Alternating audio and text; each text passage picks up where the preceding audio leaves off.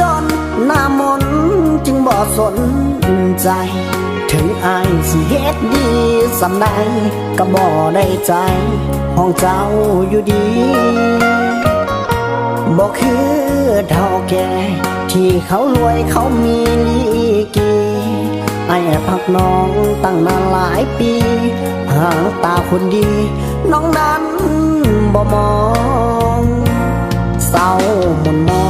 งพอแอบพักน้องครั้งเดียวเลื่อยไปบ่มีหวังสิได้หัวใจน้องนางตามไว้นั้นมาครอบครองมีแต่หัวใจสิเอาอันใดไปสู้เงินทอง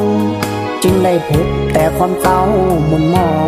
พอแอบพักน้องครั้งเดียวเลื่อยไปสิเฮ็ดจังใดให้น้องหักอายแต่สามัยหักไผบ่ได้แล้วน้องหน้ามน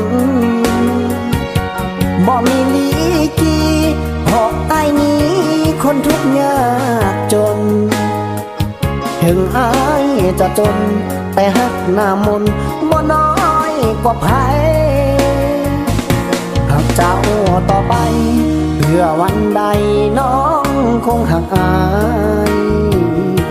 หากเจ้าจนตายบ่มีไม้มางความสัมพันธ์หักน้องอีหลีหักแต่น้องคนเดียวเท่านั้นรอจนกว่าวันน้องนั้น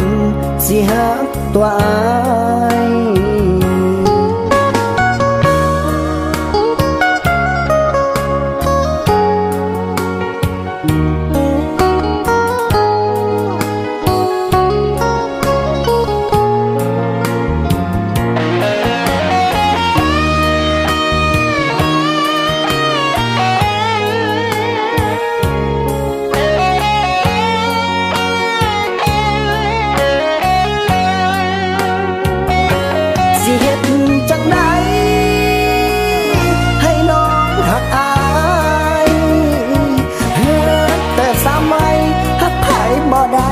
แล้วน้องหน้ามน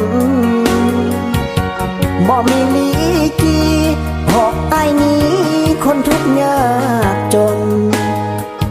ถึงอ้ายจะจนแต่หักหน้ามนบ่น้อยกว่าไผหากเจ้าต่อไปเพื่อวันใดน้องคงหักอายหากเจ้าจนตายบ่มีไม้มางความสัมพันธ์หักน้องอีหลีหักแต่น้องคนเดียวเท่านั้นรอจนกว่าวันน้องนั้นสิหักตัวอายรอจนวันตายเพื่อสามไว้หับอายเป็นแฟน